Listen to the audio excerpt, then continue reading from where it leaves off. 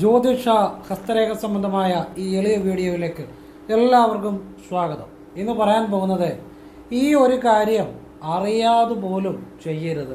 ശിവഭഗവാൻ നിങ്ങളിൽ നിന്ന് അകന്നു പോകും, അല്ലെ നിങ്ങളെ വിട്ടിട്ട് പോകും. എന്ന് വെച്ചാൽ ഈശ്വരാധീനം ജീവിതത്തിൽ നഷ്ടപ്പെടും. ശിവഭഗവാൻ ജീവിതത്തിൽ കൂടെ ഇല്ലെന്ന് പറഞ്ഞാൽ നിങ്ങളുടെ ആ ഈശ്വരാധീനം ഇല്ലെന്നുള്ള അതിൻ്റെ അർത്ഥം. ഈശ്വരാധീനം ഇല്ലാതാകുമ്പോഴാണ് ജീവിതത്തിൽ എല്ലാ തകർച്ചകളും എല്ലാ നാശങ്ങളും ഉണ്ടാകുന്നത്. അപ്പോൾ ഈ ഒരു കാര്യം അറിയാതെ പോലും ചെയ്യരുത്. അതെന്താണെന്ന് ഞാൻ പറയുന്നുണ്ട്, വിശദമായിട്ട് പറയുന്നുണ്ട്. അത് മുഴുവൻ നിങ്ങൾ കേൾക്കണം. കാരണം നിങ്ങൾ എത്ര വഴിപാടുകൾ ചെയ്തിട്ടും ഫലമില്ലെങ്കിൽ ചിലപ്പോൾ നിങ്ങൾ ഈ ഒരു കാര്യം ചെയ്യുന്നുണ്ടായിരിക്കും, അതുകൊണ്ടാണ് ഫലം കിട്ടാത്തത്. അപ്പോൾ അതെന്താണ്, അതിനുള്ള പരിഹാരം എന്താണ്, എല്ലാം ഞാൻ വിശദമായിട്ട് പറഞ്ഞു തരുന്നുണ്ട്. വീഡിയോ മുഴുവൻ കാണാൻ ശ്രമിക്കുക. അതോടൊപ്പം നിങ്ങൾ മനസ്സിലാക്കുന്ന കാര്യങ്ങൾ ശരിയായിട്ട് ചെയ്യാൻ ശ്രമിക്കുക. നിങ്ങളുടെ ജീവിതത്തിൽ അത് മാറ്റം ഉണ്ടാകാൻ ഉപകരിക്കും. നിങ്ങൾ 10 തവണ ക്ഷേത്രത്തിൽ പോയി വഴിപാട് ചെയ്യുന്നതിന് പകരം 1 തവണ ചെയ്താൽ പോലും ഫലം ഉണ്ടാകും. ഞാനീ പറഞ്ഞ കാര്യം മനസ്സിലാക്കി ചെയ്താൽ ഏത് കാര്യവും നമുക്ക് നേടിയെടുക്കാൻ പറ്റുമെന്നുള്ളതാണ്. ഏത് ആഗ്രഹങ്ങളും സാധിച്ചെടുക്കാൻ പറ്റുമെന്നുള്ളതാണ്. അപ്പോൾ ഇത് വീഡിയോ മുഴുവൻ കാണാൻ ശ്രമിക്കണം. കാരണം വീഡിയോയിൽ ഞാനൊരു മനസ്സിൻ്റെ ആ ഒരു രഹസ്യമായ ചില വിദ്യകളുടെ അവസാനം പറയുന്നുണ്ട്. ഗുരുവിൻ്റെ ചില രഹസ്യങ്ങൾ പറയുന്നുണ്ട്. അങ്ങനെ മുഴുവൻ കാണാൻ ശ്രമിക്കുക. നിങ്ങളുടെ ജീവിതത്തിൽ നിങ്ങൾക്ക് വേറെ ആരെ ആശ്രയിക്കാതെ നിങ്ങളുടെ പല കാര്യങ്ങൾ നേടിയെടുക്കാനും ശിവഭഗവാന്റെ കടാക്ഷം കിട്ടാത്തവർക്ക്, അതായത് ഒരു തെറ്റ് ചെയ്യരുതെന്ന് ഞാൻ പറഞ്ഞു. ആ തെറ്റെന്താണെന്ന് മനസ്സിലാക്കിയാൽ ശിവഭഗവാന്റെ കടാക്ഷം കിട്ടാൻ വേണ്ടി അതിന് തെറ്റിനുള്ള പരിഹാരം പറയുന്നുണ്ട്. പിന്നെ ആ തെറ്റുകൾ ആവർത്തിക്കാതിരിക്കാൻ ശ്രമിക്കുക. അതൊക്കെ ചെയ്തു കഴിഞ്ഞാൽ നിങ്ങളുടെ ജീവിതത്തിൽ ഒരു പ്രാർത്ഥന പോലും ചെയ്താൽ ബലം ഉണ്ടാകും, ഒരു വഴിപാട് പോലും ചെയ്താൽ ബലം ഉണ്ടാകും. അങ്ങനെയുള്ള വീഡിയോ മുഴുവൻ അങ്ങനെയുള്ള കാര്യങ്ങളാണ് പറയുന്നത്. മുഴുവൻ കാണാൻ ശ്രമിക്കണം. കാരണം ഇത് അറ്റവും മൂലം കണ്ടിട്ട് പോയാൽ ഒരു കാര്യമില്ല. കാരണം മുഴുവൻ അറിയുക. ഞാനെന്നല്ല ആരാണെങ്കിലും ഒരു കാര്യം പറഞ്ഞാൽ മുഴുവൻ മനസ്സിലാക്കിയിട്ട് ചെയ്യാൻ ശ്രമിക്കുക. അത് ഉറപ്പായിട്ടും പ്രയോജനം ചെയ്യും. അതേ പ്രയോജനം ചെയ്യത്തുള്ളൂ. അപ്പോൾ മുഴുവൻ കാണാൻ ശ്രമിക്കുക. അതോടൊപ്പം ഞാൻ ഒരു കാര്യം കൂടെ പറഞ്ഞിട്ട് വെളിയിലേക്ക് വരാം. നേരിട്ട് കൺസൾട്ടിങ് ഇല്ല, വാട്സപ്പ് വഴി മാത്രമേ ഉള്ളൂ. സംഖ്യാജ്യോതിഷം, ഹസ്തരേഖ, ഗ്രഹനില, ഇതൊക്കെയാണ് വിശകലനം ചെയ്യുന്നത്. അപ്പോൾ അത് ചെയ്യണമെന്ന് താല്പര്യമുള്ളവർക്ക് വാട്സപ്പ് ഇടാം. ഫ്രീ ആകുമ്പോൾ ഞാൻ റിപ്ലൈ തരും. എങ്ങനെ ചെയ്യുന്നെന്ന് ആ രീതി പറയും. ഞാൻ നല്ല കാര്യങ്ങൾ മാത്രമേ പറയത്തുള്ളൂ. ഒരു ദിവസം ചെയ്തുകൊണ്ടോ ഒരാഴ്ച ചെയ്തുകൊണ്ടോ ഒരു മാറ്റം ഉണ്ടാകാൻ പോകുന്നില്ല. അങ്ങനെയുള്ളവർ ചെയ്യുകയും വേണ്ട. ചിലപ്പോൾ ആവർത്തിക്കേണ്ടി വരും. ലളിതമായ കാര്യങ്ങളാണ് പറയുന്നത്. ക്ഷേത്രത്തിലേക്കുള്ള ചെറിയ ഏതൊരു സാധാരണക്കാരനും ചെയ്യാവുന്ന വഴിപാടുകളാണ്. അത് ആവശ്യമുണ്ടെങ്കിൽ ചെയ്യുക, അല്ലാത്തവർ ചെയ്യാതിരിക്കുക. പിന്നെ അതോടൊപ്പം നമ്മൾ ജോലിയും കൂടെ ചെയ്യണം, പ്രയത്നിക്കണം. അങ്ങനെയുള്ളവർ ചെയ്താൽ മതി. പിന്നെ ഞാൻ നല്ല കാര്യങ്ങൾ മാത്രമേ പറയത്തുള്ളൂ. അങ്ങനെ ശരിയായിട്ട് ആ കാര്യങ്ങളൊക്കെ ചെയ്തവരെല്ലാം ജീവിതത്തിൽ അതിൻ്റെ ഗുണം ഉണ്ടായിട്ടുണ്ട്. ആവശ്യമുള്ളവർ ചെയ്യുക, അല്ലാത്തവർ ചെയ്യാതിരിക്കുക. ഇത്രയേ ഉള്ളൂ കാര്യം. പിന്നെ ഫോൺ വിളിച്ചാൽ കിട്ടത്തില്ല. ഞാൻ എപ്പോഴും വർക്കിൽ തന്നെ ആയിരിക്കും. വാട്സപ്പിലെ വർക്ക് തന്നെ സമയത്തിന് തീരുന്നില്ല. അതുകൊണ്ടാണ് നേരിട്ട് വന്നാലും കാണാൻ പറ്റത്തില്ല. വാട്സപ്പിൽ വർക്ക് തന്നെ ഒരുപാട് തീരാതെ കിടപ്പുണ്ട്. അതെപ്പോഴും ഉണ്ട്. ആ സാഹചര്യം പറഞ്ഞതേ ഉള്ളൂ. ഇനി വിഷയത്തിലേക്ക് വരികയാണ്. ശിവഭഗവാന്റെ കടാക്ഷം നിങ്ങളിൽ നിന്നും അകന്നു പോകാൻ കാരണമായ ഒരു തെറ്റ് നിങ്ങൾ ചെയ്യരുത്. അത് മുഴുവൻ കേൾക്കണം കേട്ടോ, എന്നാലേ അത് മനസ്സിലാകത്തുള്ളൂ. അറ്റവും മൂലം കേട്ടിട്ട് അത് സ്കിപ്പ് ചെയ്ത് പോകരുത്. കാരണം നിങ്ങൾക്കൊരു ജീവിതത്തിൽ ഒരു മാറ്റം ആഗ്രഹിക്കുന്നുണ്ടെങ്കിൽ അങ്ങനെയുള്ളവർ മുഴുവൻ കേൾക്കുക, അല്ലാത്തൊരു കേൾക്കാതിരിക്കുകയോ സ്കിപ്പ് ചെയ്ത് പോവുകയൊക്കെ ചെയ്യാം. അതിന് നമുക്ക് യാതൊരു വിരോധവുമില്ല. നല്ല രീതിയിൽ കാര്യങ്ങൾ മനസ്സിലാക്കി ജീവിതത്തിൽ ഇനിയെങ്കിലും ഒരു മാറ്റം ഉണ്ടാകണം, അല്ല ശിവഭഗവാന്റെ കടാക്ഷം ജീവിതത്തിൽ എന്നും കിട്ടണമെന്ന് ആഗ്രഹമുള്ളവർ കാണുക. അത്രയേ ഉള്ളൂ. നമ്മൾ ആരോടും നമുക്ക് യാതൊരു നിർബന്ധവുമില്ല, ഒരു നിർബന്ധവുമില്ല. ആവശ്യമുള്ളവർ അത് ഫോളോ ചെയ്യാന്നുള്ളൂ. അവർക്ക് അതിൻ്റെ ഗുണമുണ്ടാകും. എല്ലാം നല്ല കാര്യങ്ങളാണ്. നമ്മൾ അന്യൻ്റെ അവകാശങ്ങൾ അല്ലെ അന്യൻ്റെ അധീനപ്പെട്ട ഒരാൾക്ക് മറ്റൊരാൾക്ക് ന്യായമായിട്ട് കിട്ടേണ്ട കാര്യങ്ങൾ നിഷേധിക്കരുത്. അല്ലെങ്കിൽ മറ്റൊരാൾക്ക് ന്യായമായിട്ട് കിട്ടേണ്ട കാര്യങ്ങൾ നമ്മൾ കൈവശം വെക്കുക. ഈ കാര്യങ്ങൾ ചെയ്യാൻ പാടില്ല. അത് ഏറ്റവും വലിയ തെറ്റാണ്. ഇപ്പം മറ്റൊരാൾക്ക് ന്യായമായി കിട്ടേണ്ട ഒരു കാര്യം അത് നമ്മുടെ സാമർഥ്യം ഉപയോഗിച്ച് ഒന്നുകിൽ അത് നിഷേധിക്കുക, അവനത് കിട്ടാത്ത രീതിയിലുള്ള കാര്യങ്ങൾ ചെയ്യുക. അല്ലെങ്കിൽ മറ്റുള്ളവന് കിട്ടേണ്ട ഒരു കാര്യം നമ്മൾ അന്യായമായിട്ട് കൈവശപ്പെടുത്തി വെക്കുക. ശിവഭഗവാൻ അങ്ങനെയുള്ളവരിൽ നിന്ന് എപ്പോഴും അകന്നു തന്നെ ആയിരിക്കും. നിങ്ങൾ എത്ര വഴിപാട് ചെയ്താലും എന്തൊക്കെ ചെയ്താലും അതൊക്കെ നിങ്ങൾക്ക് ബലം കിട്ടണമെന്നില്ല. കാരണം നിങ്ങൾക്ക് താൽക്കാലികമായിട്ട് ചിലപ്പോൾ ചെറിയ നേട്ടങ്ങൾ ഉണ്ടായിരിക്കും, പക്ഷേ നിങ്ങൾ താഴെ വീഴും. നിങ്ങൾ താഴെ വീഴുമെന്ന് വെച്ചാൽ ജീവിതത്തിൻ്റെ നിങ്ങൾ എത്ര സാമ്പത്തിക ഉയർച്ച ചെയ്യുന്നാലും സാമ്പത്തികമായിട്ട് നിങ്ങൾ താഴെ പോകും. നിങ്ങൾ ദുരിതങ്ങൾ നിങ്ങളെ തേടി വരും. ശിവഭഗവാൻ നിങ്ങളിൽ നിന്ന് അകന്നു പോയാൽ നിങ്ങൾക്ക് ചിലപ്പോൾ താൽക്കാലികമായിട്ട് വലിയ കുഴപ്പമില്ലെങ്കിലും ഭാവിയിൽ ഒരുപാട് പ്രതിസന്ധികൾ, തകർച്ചകൾ ഒക്കെ ജീവിതത്തിലുണ്ടാകും, സാമ്പത്തിക തകർച്ചകളൊക്കെ. അപ്പോൾ ഞാനത് വിശദമായിട്ട് പറയാം. ഇപ്പോൾ ഒരു അന്യന്, ഒരാൾക്ക് ഒരു സ്ഥാനമായിട്ട് ന്യായമായിട്ട് കിട്ടേണ്ട ഒരു സ്ഥാനം അത് നമ്മൾ അപകരിച്ചെടുക്കുക, ശിവഭഗവാൻ ആ വ്യക്തി നകന്നു പോകും. കാരണം അതൊരു സത്യമാണ്. ഞാൻ എൻ്റെ അറിവാണ് പറയുന്നത്. ഒരാൾക്ക് കിട്ടേണ്ട ന്യായമായിട്ടുള്ള ഒരു എന്തെങ്കിലും ഒരു ന്യായമായിട്ട് ഇപ്പോൾ ഒരു ഭൂമി ഒരാളുടെ കയ്യിരിക്കുന്നു, അത് അവനെ പറ്റിച്ച് എഴുതിയെടുക്കുക, അല്ലെങ്കിൽ അച്ഛനോടും അമ്മയോടും സഹോദരനെക്കുറിച്ച് മോശമായിട്ട് പറഞ്ഞു കൊടുത്ത് അവൻ്റെ സ്വത്ത് അപകരിച്ചെടുക്കുക. അങ്ങനെയുള്ളവരിൽ നിന്ന് ശിവഭഗവാൻ എപ്പോഴും അകന്നു നിൽക്കും. യാതൊരു സംശയം വേണ്ട. താൽക്കാലികമായിട്ട് ജീവിതത്തിൽ ഉയർച്ച ഉണ്ടായാലും അവർക്ക് കർമ്മദോഷത്തിന് അടിപ്പെടുക. അവരുടെ ജീവിതത്തിൽ ആ കർമ്മദോഷത്തിൻ്റെ ദുരിതം അനുഭവിക്കേണ്ടതായി വരും. ശിവഭഗവാൻ അവരിൽ നിന്ന് എപ്പോഴും അകലെയായിരിക്കും. സത്യം ഉള്ള കാര്യമാണ് ഞാനീ പറയുന്നത്. അതുപോലെ തന്നെ മറ്റൊരാളുടെ സ്വാതന്ത്ര്യം അത് നിഷേധിക്കുക. മറ്റൊരാളുടെ സ്വാതന്ത്ര്യം എൻ്റെ സ്വാതന്ത്ര്യം പോലാണ് വേറൊരാളുടെ സ്വാതന്ത്ര്യം, അത് ഈശ്വരനാണ്. ആ സ്വാതന്ത്ര്യത്തെ, ന്യായമായിട്ടുള്ള അയാളുടെ അവകാശത്തെ, ആ സ്വാതന്ത്ര്യത്തെ നമ്മൾ നിഷേധിക്കുക. ഒരിക്കലും ശിവഭഗവാൻ ആ വ്യക്തിയുടെ കൂടെ കാണത്തില്ല. എത്ര മന്ത്രം ചെയ്താലും എത്ര പൂജ ചെയ്താലും ഒരു കാര്യമില്ല. ഞാൻ ഭഗവാന്റെ ആ യോഗാവസ്ഥയിൽ പ്രാണനെ ഭഗവാന്റെ വിദ്യയിൽ ലയിപ്പിച്ച മനസ്സുകൊണ്ടാണ് പറയുന്നത്. സത്യമുള്ളിടത്തേ ഭഗവാനുള്ളൂ. ഇതുപോലെ സത്യവിരുദ്ധമായ കാര്യങ്ങൾ എവിടെ ചെയ്താലും ശിവഭഗവാൻ നിങ്ങളിൽ നിന്ന് അകന്നായിരിക്കും. സത്യമാണ് ഞാൻ പറയുന്നത്. അതുപോലെ തന്നെ ഗുരുവിനെ നിന്ദിക്കുക. ഗുരു എന്ന് പറഞ്ഞാൽ നിങ്ങളെക്കാട്ടിയും ഫ്രോഡായിട്ടുള്ള ഒരു ഗുരുവിനെ നിന്ദിക്കുന്നതുകൊണ്ട് കുഴപ്പമൊന്നുമില്ല. സത്യസന്ധനായ, സത്യമുള്ള, സത്യവിദ്യ ചെയ്യുന്ന, സത്യം ആചരിക്കുന്ന ഗുരുവിനെ ഒരിക്കലും നിന്ദിക്കരുത്. ആ ഗുരു ഈശ്വരനാണ്. മനസ്സിലാകുന്നുണ്ടോ? ഗുരുനിന്ന. അതുപോലെ തന്നെ ഈശ്വരനിന്ന. നമ്മൾ ചിലർ എന്നാ പറഞ്ഞാൽ ഈശ്വരന്മാരെ നിന്ദിക്കുന്ന കേട്ടിട്ടുണ്ട്. അതൊരിക്കലും ചെയ്യരുത്. അങ്ങനെയുള്ളവരിൽ നിന്നും ശിവഭഗവാൻ എപ്പോഴും അകലെയായിരിക്കും. ഗുരുനിന്ന, ഈശ്വരനിന്ന ഇത് പാടില്ല. അതുപോലെ മാതാപിതാക്കൾക്ക് അർഹമായ അവരുടെ അവകാശങ്ങൾ അത് നിങ്ങൾ നിഷേധിക്കരുത്. അത് നിഷേധിക്കുന്നവരെ ഒരുപാട് സ്വത്ത് സമ്പാദിക്കാൻ പറ്റും, പക്ഷേ ജീവിതത്തിൽ കർമ്മഫലം അനുഭവിക്കേണ്ടി വരും. ശിവഭഗവാൻ അവരിൽ നിന്ന് എപ്പോഴും അകലെയായിരിക്കും. അവരെ വിട്ടു തന്നെ പോകും അവരത് തുടർന്നാൽ. മാതാപിതാക്കൾക്ക് ന്യായമായിട്ട് കൊടുക്കേണ്ട അവകാശങ്ങളുണ്ട്. നിങ്ങൾ കൊടുക്കേണ്ട ഒരു സ്നേഹമുണ്ട്, ഒരു സംരക്ഷണമുണ്ട്. അത് നിഷേധിക്കരുത്. അത് നിഷേധിച്ച് നിങ്ങൾ എത്ര ഉയരത്തിൽ പറന്നാലും എത്ര സമ്പന്നനായാലും നിങ്ങളുടെ ജീവിതത്തിൽ കർമ്മഫലം അനുഭവിക്കേണ്ടതായിട്ട് വരും. ശിവഭഗവാൻ അങ്ങനെയുള്ളവരുടെ കൂടെ നകന്നു പോകും. ഭഗവാന്റെ അനുഗ്രഹം നിങ്ങൾ എന്തൊക്കെ ചെയ്താലും ഭഗവാൻ നിങ്ങളുടെ കൂടെ നിൽക്കത്തില്ല, സത്യമില്ലാത്ത കാര്യത്തിന്. അപ്പം അത് മാതാപിതാക്കൾ എന്ന് പറഞ്ഞാൽ ഈശ്വരനാണ്. ഗുരു എന്ന് പറഞ്ഞാൽ അത് ഈശ്വരനാണ്. അത് കഴിഞ്ഞേ ഉള്ളൂ പരമേശ്വരൻ. മാതാപിതാ ഗുരു കഴിഞ്ഞേ ഉള്ളൂ പരമേശ്വരൻ. അപ്പം അവരെ നിന്ദിക്കുക, അവർക്ക് ന്യായമായിട്ടുള്ള അവകാശങ്ങൾ, അവർക്ക് ന്യായവും സത്യസന്ധമായി അവർക്ക് കിട്ടേണ്ട സ്വാതന്ത്ര്യം നിഷേധിക്കുക, അവരുടെ അവകാശങ്ങൾ നിഷേധിക്കുക. ഇങ്ങനെയുള്ളവരിൽ നിന്നൊക്കെ ശിവഭഗവാൻ അകന്നായിരിക്കും. ഇന്നല്ലേ നാളെ തന്നെ കർമ്മഫലം ആ വ്യക്തി അനുഭവിക്കേണ്ടതായിട്ട് വരുമെന്നുള്ളതാണ്. പിന്നെ അഹങ്കാരം, ഞാനെന്നുള്ള ഒരു അഹങ്കാരം, ഞാനാണ് ലോകത്തിലെ ഏറ്റവും വലിയ ആൾ, ഞാൻ പറയുന്ന എല്ലാമാണ് ശരി, മറ്റുള്ളതെല്ലാം തെറ്റാണ് എന്നുള്ള ഒരു അഹങ്കാരം ഉള്ളവരിൽ ശിവഭഗവാൻ ഒരിക്കലും അവരുടെ കൂടെ നിൽക്കത്തില്ല. ഞാൻ ആരുമല്ല, എനിക്കൊന്നും അറിയത്തില്ല, ഞാനൊരു വട്ടപൂജ്യമാണ്, ഞാനൊന്നും അല്ല, എല്ലാം ഭഗവാനാണ് ചെയ്യുന്നത് എന്ന് ചിന്തിക്കുന്നവരുടെ കൂടെ ശിവഭഗവാൻ കാണുമെന്നും. അതാണ് യോഗിമാരും മഹർഷിമാരും ഋഷീശ്വരന്മാരൊക്കെ ഭഗവാൻ അങ്ങനെ സറണ്ടർ ചെയ്തവരാണ്.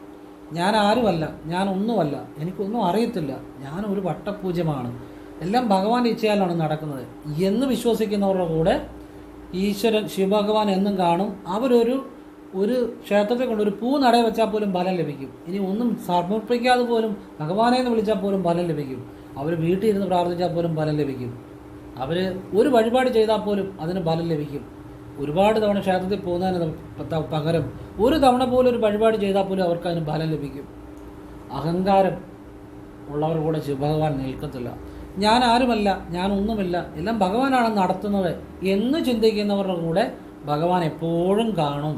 ഞാൻ സത്യമായിട്ടുള്ള കാര്യമാണ് പറയുന്നത് കേട്ടോ. മനസ്സിൽ നിന്നല്ല, ഹൃദയത്തിൽ നിന്നാണ് നിങ്ങൾക്ക് പറഞ്ഞു തരുന്നത്. അത്ര പവിത്രമായ കാര്യങ്ങളായി പറഞ്ഞു തരുന്നത്. അല്ല ചുമ്മാ അതും ഇതൊന്നും പറയുന്ന പരിപാടി എനിക്കില്ല. പറയുന്ന നല്ല സത്യസന്ധമായ കാര്യങ്ങളെ പറഞ്ഞു തരത്തുള്ളൂ. അത് ആ ഭഗവാനെ ലയിച്ച് പറഞ്ഞു തരുന്നതാണ്. അതുപോലെ തന്നെ മറ്റുള്ളവൻ്റെ തൊഴിലിനോട്ട് പാര വെക്കുക, മറ്റുള്ളവരുടെ തൊഴിൽ നഷ്ടപ്പെടാൻ കാരണമാകുക, ഇതൊന്നും ചെയ്യരുത്. ആരെങ്കിലും എങ്ങനെയെങ്കിലും ജീവിച്ചു പോട്ടെന്ന് നമ്മളായിട്ട് ഒരുത്തന്നെ ദോഷം ചെയ്യരുത്. കാരണം ഒരാളെ കൊണ്ട് ഒരു കുടുംബമാണ് ജീവിക്കുന്നത്. ഒരാൾക്കൊരു തൊഴിൽ നഷ്ടപ്പെടുമ്പം ഒരു കുടുംബമാണ് പട്ടിണിയാകുന്നത്.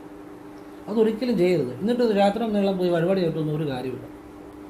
മറ്റൊരുത്തൻ്റെ തൊഴിലെന്ന് വെച്ചാൽ അവൻ്റെ അന്നം ബ്രഹ്മമാണ്. അത് ബ്രഹ്മനിഷേധമാണ്. അത് മഹാപാവമാണ്. ഒരാളുടെ തൊഴിലിന് ഭാരം വെക്കുക, ഒരാളുടെ തൊഴിൽ നഷ്ടപ്പെടാൻ കാരണമാകുക, ഒരാളുടെ തൊഴിലിനെ നമ്മൾ ആവശ്യമില്ലാതെ അയാളെ വേദനിപ്പിച്ച് അയാളെ ആ തൊഴിൽ നഷ്ടപ്പെടാൻ നമ്മൾ കാരണമാകുക, ഇതൊന്നും ഒരിക്കലും ചെയ്യരുത്. ഇതൊക്കെ ചെയ്താൽ ആ ശിവഭഗവാൻ നിങ്ങളുടെ കൂടെ കാണത്തില്ല. നിങ്ങൾ അതിന് കർമ്മഫലം അനുഭവിക്കേണ്ടി വരും, യാതൊരു സംശയം വേണ്ട. നിങ്ങൾ ഒരാളുടെ തൊഴിലിന് പാര വയ്ക്കുന്നു, ഒരു തന്നെ തൊഴിൽ നഷ്ടപ്പെടാൻ കാരണമാകുന്നെങ്കിൽ നിങ്ങൾക്ക് അതിലും അതേ അനുഭവം, അതിലും കൂടിയ അളവിൽ നിങ്ങളുടെ മനസ്സ് ആളുകൾ വേദനിപ്പിക്കും. നിങ്ങളുടെ തൊഴിൽ നഷ്ടപ്പെടും. നിങ്ങൾ തൊഴിലില്ലാതിരിക്കുന്ന ഒരു അവസ്ഥ ജീവിതത്തിൽ ഉണ്ടാകും. അത് ഈ ജന്മത്തിലല്ലേ വേറെ ജന്മത്തിലാണേലും കർമ്മം അനുഭവിക്കാതിരിക്കാൻ പറ്റത്തില്ല. മനസ്സിലാവുന്നുണ്ടോ? കർമ്മം ഒരിക്കലും നിങ്ങൾ എത്ര പ്രബലനാണേലും, എത്ര മിടുക്കനാണേലും, എത്ര കഴിവുള്ളവനാണേലും, എത്ര കൂട്ടുകാരുള്ളവരാണേലും കർമ്മം ഒരിക്കലും അനുഭവിക്കാൻ പോകാതിരിക്കാൻ പറ്റത്തില്ല. അത് എണ്ണി കർമ്മഫലം അനുഭവിക്കേണ്ടതായിട്ട് വരും. അത് ഈ ജന്മത്തിലല്ല അടുത്ത ജന്മത്തിലാണേലും, നമ്മളുടെ ഹൈന്ദവ വിശ്വാസം അനുസരിച്ച്. അപ്പോൾ അത് സത്യമാണ്, കർമ്മം സത്യമാണ്. കർമ്മം സത്യമായതുകൊണ്ടല്ലേ നമ്മൾ ജനിക്കുന്നത് നമ്മുടെ ഇഷ്ടപ്രകാരം ഒരു നല്ല, ഇപ്പം നമുക്ക് വേണമെങ്കിൽ നല്ല പണമുള്ള ഒരു ഫാമിലി ജനിക്കാം അല്ലേ? നമ്മുടെ ഇഷ്ടപ്രകാരമാണെങ്കിൽ നമ്മളൊരിക്കലും ജനിക്കുന്നത് ഈശ്വരഹിതം അനുസരിച്ചാണ് ജനിക്കുന്നത്, കർമ്മം അനുസരിച്ചാണ് ജനിക്കുന്നത്. നമ്മുടെ കയ്യിലല്ലത്. അതുകൊണ്ട് തന്നെ കർമ്മം സത്യമാണ്. ആ കർമ്മം ഉള്ളതുകൊണ്ട് നമ്മളൊക്കെ ഇങ്ങനെ ജനിക്കുന്നത്. പറയാൻ മനസ്സിലാകുന്നുണ്ടോ? അപ്പോൾ കർമ്മഫലം, കർമ്മദോഷം ഉണ്ടാകാതിരിക്കണമെങ്കിൽ ഇത്തരം കാര്യം, ഈ തെറ്റുകൾ ചെയ്യരുത്. ഈ തെറ്റുകൾ ചെയ്യാതിരുന്നാൽ നിങ്ങൾക്ക് കർമ്മദോഷം അനുഭവിക്കേണ്ടതായിട്ട് വരത്തില്ല. ശിവഭഗവാന്റെ അനുഗ്രഹം ഉണ്ടാകും. ഈ തെറ്റുകൾ ചെയ്താൽ ശിവഭഗവാൻ നിങ്ങളിൽ തകർന്നു പോവുകയും ചെയ്യും എന്നുള്ളതാണ്. പിന്നെ ചിലപ്പം കഴിവ് കൂടുതലായിരിക്കും, ചിലർക്ക് കഴിവ് കുറവായിരിക്കും. കാരണം അത് ഈശ്വരൻ കൊടുക്കുന്നതാണ്. ചിലർക്ക് സൗന്ദര്യം ഉണ്ടായിരിക്കും, ചിലർക്ക് സൗന്ദര്യം കാണത്തില്ല. ഇതിലൊന്നുമല്ല കാര്യമിരിക്കുന്നത്, മനഃശുദ്ധിയിലാണ്, മനസ്സിലാണ്. അപ്പം നമുക്ക് നമ്മളുടെ കഴിവിലോ സൗന്ദര്യത്തിലോ അല്ലെങ്കിൽ നമ്മളുടെ സൗഭാഗ്യത്തിലോ ഒക്കെ അഹങ്കാരം വന്നാൽ നിങ്ങൾക്ക് ശിവഭഗവാൻ ആ നിമിഷം നിങ്ങളെ വിട്ടു പോകും. നിങ്ങളുടെ കഴിവിലോ സൗന്ദര്യത്തിലോ സൗഭാഗ്യത്തിലോ ഇതിലൊക്കെ ഒരു അഹങ്കാരം ഉണ്ടായാൽ തീർന്നു. അവിടെ തൊട്ട് ഭഗവാന്റെ അനുഗ്രഹം തീർന്നു. പിന്നെ നിങ്ങൾക്ക് ചുമ്മാ ഭഗവാനെ വിളിക്കുക എന്നുള്ളൂ, ഭഗവാൻ നിങ്ങളെ വിട്ടു പോകും. പിന്നെ ജീവിതത്തിൽ അതിന് കർമ്മദോഷം അനുഭവിക്കേണ്ടതായിട്ട് വരും. കഴിവില്ലാത്തവരുണ്ടായിരിക്കും, അവർക്ക് കഴിവില്ലാതായ അവരുടെ കുറ്റം കൊണ്ടല്ല, അത് അവർക്ക് ഈശ്വരഹിതമായിട്ട് വന്ന് ഭവിച്ചത് അവരുടെ കർമ്മത്തിൻ്റെ ആയിരിക്കാം. നമ്മൾ അവരെ കളിയാക്കേണ്ട കാര്യമില്ല, നമ്മൾ അവരെ പുച്ഛിക്കേണ്ട കാര്യമില്ല. എനിക്ക് നേരിട്ടറിയാവുന്നൊരു അനുഭവമുണ്ട്. അതായത് ഞാൻ കണ്ട കാര്യം. അതുകൊണ്ടാണ് ഈ തർമ്മക്കാർ വരുമ്പോൾ ഒരു കാശുള്ള ഒരു മുതലാളി, പുള്ളി അവരെ കളിയാക്കിക്കൊണ്ടായിരുന്നു പൈസ കൊടുക്കുന്നത് ഞാൻ കണ്ടിട്ടുണ്ട്. ലാസ്റ്റ് ഈ മുതലാളിക്ക് ഈ തർമ്മക്കാരുടെ അവസ്ഥ പോലെ ആയി. എന്ന് വെച്ച് കഴിഞ്ഞാൽ തർമ്മക്കാരായെന്നല്ല, അതുപോലെ സാമ്പത്തികമായിട്ട് മറ്റുള്ളവരോട് പൈസ ചോദിക്കേണ്ടതും ബുദ്ധിമുട്ടും വളരെ മോശമായ ഒരവസ്ഥയിലേക്ക് പോയെന്നുള്ളതാണ്. നമ്മളിപ്പം ഒരു ധർമ്മക്കാരൻ വന്നു, നമുക്ക് ഇഷ്ടമുണ്ടെങ്കിൽ അവന് കൊടുക്കുക, ഇല്ലേ കൊടുക്കണ്ട. പുച്ഛിക്കാനോ നിന്ദിക്കാനോ കളിയാക്കാനോ പോകരുത് അവൻ്റെ അവസ്ഥയെ. ആ അവസ്ഥ അത് ഈശ്വരൻ കൊടുത്തതാണ്. അതിനെ നിങ്ങൾ പുച്ഛിക്കരുത്, കളിയാക്കരുത്. നമുക്ക് ഇഷ്ടമുണ്ടെങ്കിൽ കൊടുക്കുക, അല്ലേ ഇല്ലെന്ന് പറഞ്ഞുകൂടാ, അതിൻ്റെ അകത്തും തെറ്റില്ല. പക്ഷെ അവസ്ഥയെ കളിയാക്കരുത്. ഒരുത്തിനൊരു ദാരിദ്ര്യമായ ഒരവസ്ഥ, ചിലർക്ക് ചിലപ്പം കഴിവ് കാണത്തില്ല. ചിലർ പറയുന്നതൊക്കെ ചിലപ്പം അവർ വലിയ കഴിവില്ലാത്തവരായിരിക്കും. നമ്മൾ പറഞ്ഞാൽ അവനെ മണ്ടൻ അല്ലെ പൊട്ടൻ എന്നൊക്കെ വിളിച്ച് നമ്മൾ മനസ്സിലാണെങ്കിൽ ചിന്തിക്കാറുണ്ട്. ഒരിക്കലും അവൻ്റെ അവസ്ഥയെ കളിയാക്കരുത്. അതൊക്കെ ഈശ്വരൻ കൊടുക്കുന്ന, നാളെ നമുക്കും അത് വരാം. ഇതൊക്കെ നാളെ നമുക്കും വരാം. ഇതിനൊന്നും അധികം സമയം വേണ്ട. പറഞ്ഞ് മനസ്സിലായി. അതുകൊണ്ട് ഒരു മനുഷ്യൻ്റെ ഒരു മോശമായ അവസ്ഥയെ നമ്മളൊരിക്കലും പുച്ഛിക്കുകയോ നിന്ദിക്കുകയോ കളിയാക്കുകയോ ചെയ്യരുത്. അങ്ങനെ ഉള്ളവരുടെ കൂടെ ഒരിക്കലും ശിവഭഗവാൻ കാണത്തില്ല. ശിവഭഗവാൻ എന്നല്ല, ഞാൻ ഭഗവാൻ എന്ന് പറയുന്നതിലും ഈശ്വരന്മാരാരും കാണത്തില്ല. ഇതെല്ലാം അങ്ങനെ തന്നെ.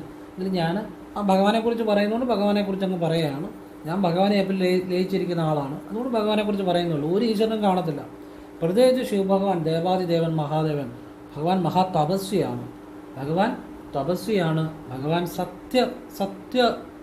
ആ സത്യത്തിൽ വിശ്വസിക്കുന്നതുകൊണ്ടാണ് ശിവയോഗികൾ ഒരു ശിവയോഗി ആ ശിവൻ്റെ അനുഭവം ഉണ്ടാകണമെന്നുണ്ടെങ്കിൽ ആ സത്യത്തിൽ വിശ്വസിക്കുന്നവനെ അതിൽ എത്തിച്ചേരാൻ പറ്റത്തുള്ളൂ. അവിടെ കഴിവോ സാമർഥ്യമോ ഒന്നുമല്ല. സിദ്ധന്മാരെല്ലാം അങ്ങനെയാണ് ഉണ്ടായിട്ടുള്ളത്. ആ ശിവഭഗവാനിലേക്ക് എത്തണമെങ്കിൽ സത്യം വളരെ അനിവാര്യമാണ്. അതുകൊണ്ടാണ് ഭഗവാന്റെ കാര്യം എടുത്ത് പറഞ്ഞത്. അപ്പോൾ നിങ്ങൾ ഇങ്ങനെ തെറ്റുകൾ അറിയാതെ എപ്പോഴെങ്കിലും ചെയ്തു പോയി എന്നെങ്കിൽ നിങ്ങൾ പിന്നെ അതിന് ചെയ്യേണ്ട കാര്യം ഭഗവാന്റെ അനുഗ്രഹം കിട്ടാൻ ചെയ്യേണ്ടത് ഇനി ആവർത്തിക്കാതിരിക്കുക. അതാണ് ഏറ്റവും. തെറ്റാന്ന് അറിഞ്ഞാൽ പിന്നെ ആവർത്തിക്കരുത്. തെറ്റ് സംഭവിച്ചു പോയി, ഭഗവാനോട് മാപ്പ് പറയുക. തിങ്കളാഴ്ചകളിൽ ഭഗവാന് പാൽപ്പായസം, അതുപോലെ തന്നെ ഒരു നെയ്വിളക്ക്, 15-20 രൂപയുടെ നെയ്വിളക്ക്, ഒരു ഭാഗ്യസൂക്ത പുഷ്പാഞ്ജലി, ഒരു കൂടി ഭസ്മം ഈ സമർപ്പിച്ച് പ്രാർത്ഥിക്കുക. പറ്റുന്ന പോലെ തിങ്കളാഴ്ചകളിൽ ശാപദോഷങ്ങൾ നീങ്ങിക്കിട്ടും, കർമ്മദോഷങ്ങൾ നീങ്ങിക്കിട്ടും. ശനിയാഴ്ച ശിവന് പാൽപ്പായസം, ഒരു നെയ്വിളക്ക്, ക്ഷേത്രത്തിൽ കിട്ടുന്ന 15-20 രൂപയുടെ നെയ്വിളക്ക്, ഒരു ഭാഗ്യസൂക്ത പുഷ്പാഞ്ജലി, പിന്നെ ഒരു കൂടി ഭസ്മം കൂടെ വെച്ചാൽ നല്ലതാണ്. പറ്റുവാണെങ്കിൽ ഒരു ജലധാരയും കൂടെ ചെയ്യുക. കർമ്മദോഷങ്ങൾ മാറിക്കിട്ടും. ഇതുവരെയുള്ള കർമ്മദോഷങ്ങളെല്ലാം ഇനിയും തെറ്റ് ചെയ്യാതിരുന്നാൽ മതി. ഭഗവാൻ നിങ്ങളുടെ കൂടെ എന്നും ഉണ്ടാവും. നിങ്ങളുടെ ഏത് കാര്യങ്ങളും ഭഗവാൻ ആരെ അറിഞ്ഞാലും ശിവനെ അറിയണം. ശിവനെ അറിയാതെ ഈ ജന്മം നമ്മൾ കടന്നു പോയാൽ നമ്മുടെ ജീവിതം അപൂർണമാണ്. നമുക്ക് ജീവിതത്തിൽ പൂർണ്ണത ഉണ്ടാകത്തില്ല. ഭഗവാനെ അറിയണം. ഭഗവാന്റെ അനുഗ്രഹത്തിൽ നിന്ന് അകന്നു പോകുന്ന കാര്യങ്ങളൊന്നും ചെയ്യരുത്. അതിനുവേണ്ടി നിങ്ങൾക്ക് ഞാൻ പറഞ്ഞതാണ്. അത് നിങ്ങൾക്ക് ഇഷ്ടമുണ്ടെങ്കിൽ സ്വീകരിക്കാതെ നിങ്ങൾക്ക് തള്ളിക്കളയാം. അതൊക്കെ നിങ്ങളുടെ ഇഷ്ടം. എനിക്ക് ശരിയെന്ന് ബോധ്യമുള്ള നല്ല കാര്യങ്ങളാണ് പറഞ്ഞത്. ഞാൻ ഇങ്ങനെയുള്ള നല്ല കാര്യങ്ങളെല്ലാം പറയുന്നത്. അത് ആവശ്യമുള്ളത് സ്വീകരിക്കുക, അല്ലാത്തൊരു തള്ളിക്കളയാം. എൻ്റെ അനുഭവങ്ങളും അറിവുകളും പറഞ്ഞു തരുന്നത്. ഇനിയും അതുപോലെ തന്നെ ശിവഭഗവാന്റെ അനുഗ്രഹം ഉണ്ടാകാൻ ഏറ്റവും പ്രധാനമാണ് ഗുരുക്കന്മാരുടെ അനുഗ്രഹം ഉണ്ടാകുന്നത്. ഗുരുക്കന്മാരുടെ അനുഗ്രഹം ഉണ്ടായാലും ശിവഭഗവാന്റെ അനുഗ്രഹം ഉണ്ടാകും. ഞാൻ പറഞ്ഞല്ലോ, മാതാപിതാ ഗുരു, ഈ 3 പേരുടെ അനുഗ്രഹം ഉണ്ടായാലും ശിവഭഗവാൻ അനുഗ്രഹിക്കും. ഗുരുക്കന്മാരുടെ അനുഗ്രഹം കിട്ടാൻ ഒരു കാര്യം പറഞ്ഞുതരാം. രാവിലെ നിങ്ങൾ കുളി കഴിഞ്ഞ് കുളിമുറ എന്നിട്ട് തല തോർത്തി കഴിഞ്ഞ് വസ്ത്രം എടുത്തുകൊണ്ട് തന്നെ കൈയും കാലും മുഖവും നനച്ചിട്ട് 2 കൈകളും തുറന്ന് പിടിച്ച് വടക്കോട്ട് തിരിഞ്ഞു നിന്ന് ഇങ്ങനെ പിടിച്ച് ഗുരുചരണം ശരണം എന്ന് ജപിക്കുക 3 തവണ. എന്നിട്ട് ആ ഈശ്വരനെ തന്നെ ഗുരുവായി സങ്കല്പിച്ച്, അല്ലെ മഹാഗുരുവേ എന്ന് പറഞ്ഞാൽ മതി. ഒരു ഗുരുവിനെ പ്രത്യേകിച്ച് മനസ്സിൽ കാണണം, മഹാഗുരുവേ ഇങ്ങനെ പറഞ്ഞാലും മതി. എൻ്റെ ജീവിതത്തിലേക്ക് കടന്നു വരണേ, എനിക്ക് എൻ്റെ ജീവിതത്തിലേക്ക് എനിക്ക് നന്മ, ഐശ്വര്യം, സമ്പത്ത് എല്ലാം നൽകണേ, എന്നെ നയിക്കണേ, എൻ്റെ അറിവില്ലായ്മകൾക്ക് ഞാൻ മാപ്പി ചോദിക്കുന്നു. ഞാൻ ചെയ്ത എല്ലാ തെറ്റുകളും എല്ലാവരോടും ചെയ്തതിനും ഞാൻ അവരോടെല്ലാം മാപ്പി ചോദിക്കുന്നു, ഗുരുവിനോട് മാപ്പി ചോദിക്കുന്നു. എന്നെ നയിക്കണേ, ഞാൻ എന്നോട് തെറ്റിയത് എല്ലാവരോടും ഞാൻ ക്ഷമിക്കുകയും ചെയ്യുന്നു. മഹാഗുരുവേ, എൻ്റെ ജീവിതത്തിലേക്ക് കടന്നു വരണേ, എന്നെ ശുദ്ധീകരിക്കണേ, എന്നെ നയിക്കണമേ, എനിക്ക് ജീവിതത്തിൽ ജീവിക്കാൻ വേണ്ട ദാനവും സമ്പത്ത് ഐശ്വര്യങ്ങളെ ആയുരാരോഗ്യ സമ്പൽ സമൃദ്ധി എല്ലാം നൽകണേ എന്ന് പ്രാർത്ഥിക്കുക. ദിവസവും രാവിലെ ചെയ്യുക. ഫ്രീ ആയിട്ടിരിക്കുമ്പോഴൊക്കെ ഗുരുചരണം ശരണം എന്നൊരു തവണ ഭാഗം ഉച്ചരിക്കുക. അത്ഭുതകരമായ മാറ്റം ജീവിതത്തിലുണ്ടാകും. ഒരു സംശയവും വേണ്ട. ശിവകടാക്ഷം എന്നും നിങ്ങളുടെ ജീവിതത്തിലുണ്ടാകും. അല്ലെങ്കിൽ ഭഗവാൻ നിങ്ങളിൽ നിന്ന് അകന്നു നിന്നാൽ നിങ്ങൾ എന്തു ചെയ്താലും നിങ്ങളുടെ ജീവിതത്തിൽ ആ കർമ്മദോഷം അനുഭവിക്കേണ്ടതായിട്ട് വരും. ഭഗവാൻ കൂടെ ഉണ്ടെങ്കിൽ, ഭഗവാന്റെ അനുഗ്രഹം ഉണ്ടെങ്കിൽ കർമ്മദോഷം പെട്ടെന്ന് തന്നെ ഇല്ലാതാവും. അപ്പോഴാണ് നമ്മുടെ ജീവിതത്തിലേക്ക് സമ്പത്ത്, സമൃദ്ധി, ഐശ്വര്യങ്ങൾ ഒക്കെ വരുന്നത്. അപ്പോൾ ഇത് വളരെ പ്രധാനപ്പെട്ട ഒരു കാര്യമാണ്. ഇനിയും ഞാനൊരു അത്ഭുതകരമായ കാര്യം പറഞ്ഞുതരാം. ഇത് ആര് മനസ്സിലാക്കി ചെയ്യുന്നോ അവരുടെ ജീവിതത്തിൽ എന്ത് കാര്യം നേടിയെടുക്കാൻ പറ്റും. ഇപ്പം ഞങ്ങളൊക്കെ നമ്മളിപ്പോൾ ഒരു 48 ദിവസത്തേക്ക് ചില ധ്യാനം ചെയ്യാറുണ്ട്. ചില ധ്യാനങ്ങൾ, ചില പ്രത്യേക കാര്യങ്ങൾ ഒരു 48 ദിവസം അല്ലെ ഇത്ര ദിവസം കണക്കാക്കി ചെയ്യാറുണ്ട്. ഇപ്പം ഞാനൊക്കെ ചെയ്യാറുണ്ട്, അല്ലെ ചെയ്യാൻ ശ്രമിക്കാറുണ്ട്. അപ്പോഴത്തേനും അത് ചെയ്യുമ്പോൾ പലപ്പോഴും ചര്യാനിഷ്ഠ, മനഃശുദ്ധി ഇതെല്ലാം അനിവാര്യമാണ്. അത് നമുക്ക് തെറ്റിക്കാതെ അതിൽ തന്നെ ഉറച്ചു നിൽക്കണം. പലപ്പോഴും തടസ്സങ്ങൾ വരും, പ്രതിസന്ധികൾ വരും. മനസ്സിൽ പലപ്പോഴും ഇങ്ങോട്ട് പറയും, ഇതൊന്നും നടക്കത്തില്ല, ഇത് മുഴുമിപ്പിക്കാൻ പറ്റത്തില്ല, എന്നൊക്കെ മനസ്സിൽ നിന്ന് ഇങ്ങനെ ഓരോരോ എപ്പോഴും ഓരോ ചിന്തകൾ ഉയർന്നു വരും. അപ്പോൾ ഞാൻ ചെയ്യുന്ന കാര്യം എന്താണെന്നറിയോ? അപ്പം മനസ്സിൽ നിന്ന് ഇതുപോലെ ഇതൊന്നും നടക്കത്തില്ല, അല്ലെങ്കിൽ ഇത് കംപ്ലീറ്റ് ചെയ്യാൻ പറ്റത്തില്ല, ഇങ്ങനെയൊക്കെ മനസ്സ് ഇങ്ങനെ പ്രതികരിക്കും. ഞാൻ എന്ത് ചെയ്യുന്നറിയോ? ഞാനതൊന്ന് സ്വീകരിക്കും. ശരി, ആയിക്കോട്ടെ, സ്വീകരിച്ചു. പിന്നെ മനസ്സിൽ നിന്ന് ഇതുപോലെയുള്ള പ്രതിഷേധങ്ങൾ വരത്തില്ല. സ്വീകരിച്ചു എന്ന് മനസ്സിനോട് പറയുമ്പോൾ ശരി സ്വീകരിച്ചു. പിന്നെ ഞാൻ എനിക്കിഷ്ടമുള്ള എനിക്ക് വേണ്ട കാര്യം എന്നിട്ടങ്ങ് ചെയ്യും. അതാണ് ഞാൻ ചെയ്യുന്നൊരു വിദ്യ. നിങ്ങളും അങ്ങനെ ചെയ്യുന്ന നോക്കുക. നിങ്ങളിപ്പോൾ ഒരു അമ്പലത്തിൽ പോകുമ്പോൾ, ഒരു പ്രാർത്ഥിക്കുമ്പോൾ നിങ്ങളുടെ മനസ്സിൽ ഇങ്ങനെ എപ്പോഴും എതിരായിട്ട് ചിന്ത വരും. ഇതൊന്നും നടന്നാൽ ഇതൊക്കെ ചെയ്താൽ ഇപ്പോൾ ശരിയാകാൻ പോവുകയാണ്, ഒന്നും ശരിയാകാൻ പോകുന്നില്ല, ഒന്നും നടക്കാൻ പോകുന്നില്ല എന്നൊക്കെ മനസ്സിൽ നിന്ന് ഇങ്ങനെ മനസ്സ് എതിർക്കും. ഇത് മനസ്സിൻ്റെ ഒരു സ്വഭാവമാണ്. അപ്പോൾ നിങ്ങൾ എന്ത് ചെയ്യണം? ശരി, ഞാനത് സ്വീകരിച്ചു, മനസ്സ് പറഞ്ഞ് സ്വീകരിച്ചു എന്ന് പറയും. പിന്നെ എതിർപ്പ് അങ്ങ് കുറഞ്ഞു വരും. എന്നിട്ട് നിങ്ങളുടെ പ്രാർത്ഥന ചെയ്യുക, വഴിപാട് ചെയ്യുക. ഉറപ്പായിട്ടും അത് ഫലം കാണും.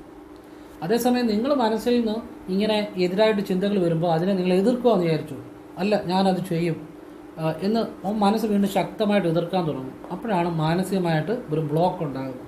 ഈ മാനസികമായിട്ട് ബ്ലോക്ക് ഉണ്ടാകുമ്പോൾ നമുക്കൊരു പ്രാർത്ഥന ചെയ്താലോ, ഒരു വഴിപാട് ചെയ്താലോ, ഒരു പ്രവൃത്തി ചെയ്താലോ അതിന് ഫലമുണ്ടാകാൻ ബുദ്ധിമുട്ടാണ്.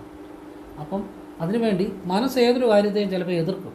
അത് മനസ്സിൻ്റെ ഒരു സ്വഭാവമാണ്. നമ്മൾ തിരിച്ച് അതിനെ എതിർത്ത് നമ്മൾ ചിന്തിക്കുമ്പോൾ മനസ്സ് വീണ്ടും ശക്തമായിട്ട് എതിർക്കും. അപ്പോൾ നമ്മൾക്ക് ആ കാര്യം ഭംഗിയായിട്ട് ചെയ്യാൻ പറ്റത്തില്ല. അപ്പം മനസ്സ് എതിർക്കുമ്പോൾ അത് നമ്മൾ സ്വീകരിച്ചെന്ന് പറയുക. മനസ്സ് പറയുന്ന കാര്യം സ്വീകരിച്ചു എന്ന് പറയുമ്പോൾ പിന്നെ എതിർപ്പം കുറഞ്ഞു വരും. പിന്നെ നമുക്ക് ഇഷ്ടമുള്ള നമ്മൾ ചെയ്യുക, ഒരു കുഴപ്പമില്ല. ഞാൻ അങ്ങനെയാണ് പല കാര്യങ്ങളും ചെയ്യാറുള്ളത്. ഏതിനും തടസ്സങ്ങളുണ്ടാകും, ഏതിനും മനസ്സ് എതിർക്കുകയും ചെയ്യും, നല്ല കാര്യങ്ങളൊക്കെ ചെയ്യുമ്പോൾ. പക്ഷേ ഞാനതിനെ അതിജീവിക്കുന്ന ഈ ഒരു രഹസ്യവിദ്യയിലൂടെയാണ്. ഇത് ലക്ഷങ്ങൾ കൊടുത്താലും ആരും പറയത്തില്ല. ഈ വിദ്യ തന്നെയാണ് മഹർഷീശ്വരന്മാരും ഋഷികളും യോഗീശ്വരന്മാരും ഒക്കെ പ്രയോജനപ്പെടുത്തുന്നത്. അവരും ധ്യാനത്തിനിരിക്കുമ്പോൾ പല കാര്യം ചെയ്യുമ്പോഴൊക്കെ മനസ്സ് എതിർക്കും. പക്ഷെ അവരെന്നാ എടുക്കും? ആ എതിർപ്പ് അങ്ങ് സ്വീകരിക്കും. അത് മനസ്സിനെ എതിർക്കാൻ പോകത്തില്ല. ശരി, മനസ്സ് പറയുന്ന കാര്യം സ്വീകരിച്ചു എന്ന് മനസ്സ് വിചാരിക്കുമ്പോൾ പിന്നെ മനസ്സ് എതിർപ്പ് കുറഞ്ഞു വരും. എന്നിട്ട് അവർക്ക് ഇഷ്ടമുള്ള ധ്യാന യോഗയൊക്കെ ചെയ്യും. അപ്പോൾ ഒരു തടസ്സം ഉണ്ടാകത്തില്ല. ഇത് രഹസ്യമായൊരു വിദ്യ. ഇതുപോലെ നിങ്ങൾക്ക് ജീവിതത്തിലെ ഏത് കാര്യത്തിനും ഇത് പ്രയോജനപ്പെടുത്താം. നിങ്ങളുടെ തൊഴിലിലാണേലും കുടുംബജീവിതത്തിലാണേലും നിങ്ങൾക്ക് ഏതൊരു സാമ്പത്തിക കാര്യങ്ങളിലാണേലും തൊഴിൽപരമായ ഏതൊരു കാര്യത്തിലും ഒക്കെ നിങ്ങൾക്ക് ഈ ഒരു കാര്യം നേടിയെടുക്കാൻ ഈ ഒരു വിദ്യ പ്രയോഗിക്കാം. ഈ ഒരു കാര്യം പ്രയോജനപ്പെടുത്താം. ഇത് ലോകത്തിൽ ഇതുപോലെ ആരും നിങ്ങൾക്ക് പറഞ്ഞു തരത്തില്ല. ഇനിയും ഇത് കഴിഞ്ഞ് ആരെങ്കിലും പറയുമെന്ന് എനിക്കറിയത്തില്ല. ഈ രഹസ്യവിദ്യ ഇതുപോലെ ആരും പറഞ്ഞു തരത്തില്ല. അത്ഭുതകരമായ കാര്യമാണ്, ആശ്ചര്യകരമായ കാര്യമാണ്. നിങ്ങളുടെ ജീവിതം ഇത് മനസ്സിലാക്കിയാൽ ഇന്നു മുതൽ നിങ്ങൾക്ക് ഉദ്ദേശിക്കുന്ന കാര്യം നേടിയെടുക്കാൻ പറ്റും. ഈ മനസ്സിനെ ജയിക്കാൻ പഠിച്ചാൽ. ഇങ്ങനെയാണ് യോഗിമാരൊക്കെ മനസ്സിനെ ജയിക്കുന്നത്. മനസ്സിനെ എതിർക്കാൻ പോകരുത്. എതിർത്താൽ മനസ്സ് കൂടുതൽ ശക്തമായിട്ട് നമ്മളെ എതിർക്കും. മനസ്സിന് ശക്തി കൂടിക്കൂടി വരും. മനസ്സിനെ നമ്മൾ അംഗീകരിക്കുന്നു, നമ്മളത് സ്വീകരിച്ചു എന്ന് പറയുക. പിന്നെ മനസ്സിൻ്റെ ആ എതിർപ്പ് കുറഞ്ഞു വരും. എന്നിട്ട് നമുക്കിഷ്ടമുള്ള നമ്മൾ ചെയ്താൽ മതിയെന്നേ. നമുക്കിഷ്ടമുള്ള പിന്നീട് നമ്മൾ ചെയ്യുന്നത്. അതാണ് മനസ്സിനെ ജയിക്കാൻ പഠിക്കുന്ന വിദ്യ കേട്ടോ. അല്ലാതെ ഈ യോഗീശ്വരന്മാരായിട്ട് മഹർഷിമാരായിക്കോട്ടെ, ഇവർക്കൊക്കെ ആദ്യകാലങ്ങളിൽ മനസ്സിന് സംഘർഷങ്ങളുണ്ട്, മനസ്സിൽ എതിർപ്പുകളുണ്ട്, ടെൻഷൻ, ഇതൊക്കെ ഉള്ളവർ തന്നെയാണ്. ഒരമ്മയുടെ ഗർഭപാത്രത്തിൽ നിന്ന് ജനിച്ച എല്ലാ വ്യക്തികൾക്കും മാനുഷികമായ എല്ലാ വികാരങ്ങളും തടസ്സങ്ങളും പ്രതിസന്ധികളും ടെൻഷനും ക്ലേശവും ഒക്കെ ഉള്ളവർ തന്നെയാണ്. അവർ ആ മനസ്സിനെ ജയിക്കുമ്പോഴാണ് അവർ ജീവിതത്തിൽ ആഗ്രഹിക്കുന്നതെല്ലാം നേടുന്നത്. അവർ ഈശ്വരന്മാരായി തീർന്ന ഈ ഒരു മനസ്സിനെ ജയിച്ചുകൊണ്ടാണ്. നിങ്ങൾ ഈശ്വരന്മാരായി തീരാനൊന്നും ഉള്ള അങ്ങനെയുള്ള കാര്യങ്ങളൊന്നും അല്ല ഞാൻ പറയുന്നത്. നിങ്ങളുടെ ജീവിതത്തിലെ എതിർപ്പുകളെ വിജയിക്കാൻ, നിങ്ങളുടെ തൊഴിൽപരമായ തടസ്സങ്ങൾ മാറാൻ, നിങ്ങളുടെ പ്രവൃത്തിയിലെ, നിങ്ങളുടെ ജീവിക്കാൻ ആവശ്യമായ പ്രവൃത്തിയിലെ തൊഴിൽപരമായ തടസ്സങ്ങൾ മാറാൻ ഈ വിദ്യ പ്രയോഗിച്ചാൽ മതി. നിങ്ങൾക്ക് ഏത് കാര്യം നേടിയെടുക്കാൻ പറ്റും. അത് ആശ്ചര്യകരമായ ഒരു കാര്യമാണ്. ഈ വീഡിയോയുടെ അവസാനമാണ് ഞാൻ പറയുന്നത്. എത്ര പേര് കാണുമെന്ന് എനിക്കറിയത്തില്ല. കാണുന്നവരുടെയൊക്കെ തലവരെ മാറും മനസ്സിലാക്കിയാൽ, അത് പ്രയോഗിക്കാൻ പഠിച്ചാൽ. മനസ്സിനെ വിജയിക്കാൻ പഠിക്കുന്നതാണ് ലോകത്തിലെ ഏറ്റവും വലിയ കാര്യം. അത് നിങ്ങളീ പറയുന്ന വിദ്യകളൊന്നുമല്ല, ചെയ്യേണ്ട ചില വിദ്യകളുണ്ട്. അത് ചെയ്യുമ്പോൾ നിങ്ങൾക്ക് മനസ്സിലാവും. ഞാനീ പറഞ്ഞ വിദ്യ ചെയ്യുമ്പോൾ നിങ്ങൾക്ക് മനസ്സിലാവും. നിങ്ങളുടെ ഏത് കാര്യവും നിങ്ങൾക്ക് നേടിയെടുക്കാൻ പറ്റും. മനസ്സ് നിങ്ങളെ എതിർക്കത്തില്ല. മനസ്സിനുള്ളിൽ നിന്ന് വരുന്ന ചിന്തകളാകുന്ന എതിർപ്പാണ് മനസ്സിന് ബ്ലോക്ക് ഉണ്ടാക്കുന്നത്. അതുകൊണ്ടാണ് നമ്മൾ എന്ത് ചെയ്താലും വിജയിക്കാത്തതിൻ്റെ കാര്യം. പറഞ്ഞാൽ മനസ്സിലായോ? ഒരു വഴിപാട് ചെയ്താലും അത് ഫലം കിട്ടാത്തതിൻ്റെ കാര്യം അതാണ്. ഒരു തൊഴിൽ ചെയ്താലും വിജയിക്കാത്തതിൻ്റെ കാര്യം അതാണ്. അപ്പം മനസ്സേയും തുടങ്ങണം. മനസ്സ് ഈശ്വരനാണ് കേട്ടോ. എല്ലാവരും ഈശ്വരൻ അനുഗ്രഹിക്കട്ടെ. ഓം കൃഷ്ണായ നമഃ. ശിവോഹം ശിവശിവ.